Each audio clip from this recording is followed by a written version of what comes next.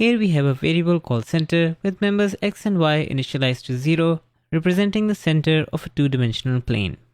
Later on in our codebase, we create a unit variable based off of the center offset by 1 in x and y. Our application is complete and we deploy to production.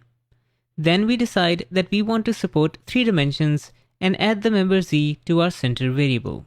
At this point, we realize that our code would be much more maintainable if we had types in our codebase. Now we can create a type for points in our codebase and specify that they need to have 3 members x, y, and z.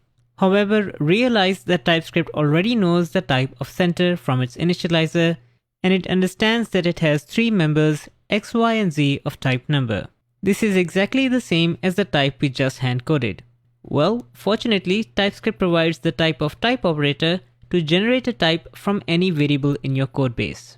This type will be the same as whatever TypeScript inferred for the center variable. In our case, this is exactly what we wanted, and you can see that by hovering over the type alias. So now we get to use this type without ever having to code it by hand. Of course, if it was a bigger variable, it would be a bigger time saving. And now you can see that TypeScript is complaining that z member is missing for the unit variable, so we go ahead and provide that. Now, even though we use the typeof operator to create a type alias, you can use this inline as well if you wanted to.